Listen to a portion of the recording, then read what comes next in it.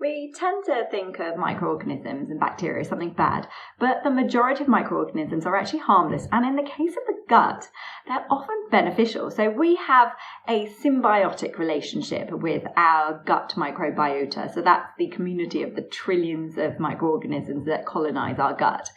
They live happily in our bodies, feeding off us, and in exchange, they produce byproducts which are required for our bodily function. In our gut, the microbiota aids the fermentation and breakdown of foods that would be considered otherwise non-digestible, so things like the dietary fibre, and also intestinal mucus that our body produces. In breaking them down, the microbiota are actually able to salvage and increase the energy extraction and nutrients from these foods. The fermentation of dietary fibre also has a stool bulking effect, which means that it helps in the passage of healthy stools. And finally, the fermentation process also reduces the pH in the gut, which then reduces the risk of pathogens, which are the organisms that can cause harm. It's not only about how the presence of these bacteria can help our gut, but it's also about what the absence of these bacteria could mean for our gut. We know that there have been a number of studies that show that when we take antibiotics and therefore we disrupt our natural gut microbiota, there's an increased development of gut inflammation. Now, the effects of gut health don't just stop at the gut. The gut flora has been found to have an effect on the signals that govern our appetite, and as such, poor health of the microbiota has been linked to obesity.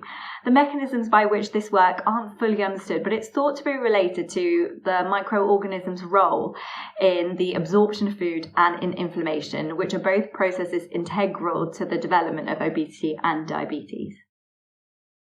The development of type 2 diabetes is very much linked to obesity, but research has shown how the microbiome not only contributes to the regulation of energy, but also to the balance of glucose and lipids, so sugars and fats. And trials have shown that when the microbiome is functioning optimally, it produces higher amounts of short-chain fatty acids, which are the metabolite, the breakdown of carbohydrates. And that in turn correlates with reduced insulin resistance. Now, insulin resistance occurs when the cells in the body don't respond properly to the hormone insulin, which is a factor that leads to type 2 diabetes. Another area of interesting research is linking gut health and the immune system. Not only does our gastrointestinal tract harbour a vast microbiome, but it also contains a large pool of immune cells. Now, the gut microbiome has been found to communicate with these immune cells, and that therefore controls how your immune system works and responds to infection. So not only do antibiotics affect our gut microbiome, but studies have shown that antibiotics can actually alter the cells that regulate our immune responses. Another area of increasing research is that supporting the communication of the gut microbiome with the central nervous system, termed the gut-brain axis. Now, stress has been found to increase the permeability or the leakiness of the intestines, which allows bacteria to travel across the intestines and access the nervous system. And research has shown how behavior can be affected when our gut microbiota is disturbed.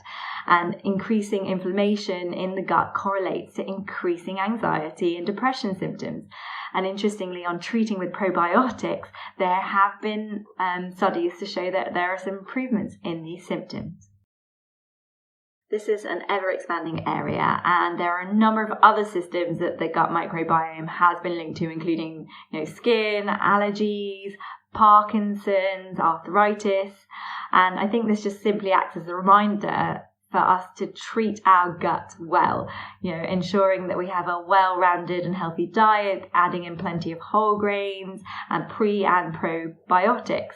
Now, probiotics are the beneficial bacteria themselves. They can be found in yogurts, artisan cheeses, and many fermented foods like kimchi, sauerkraut, kefir, kombucha. Prebiotics are the non-digestible fiber that the bacteria feed off. And these again can be found in foods like oats, fruits, vegetables, legumes. Now, both of these things can be found in supplementation form, but often I just suggest that a diverse, low-processed diet is often enough.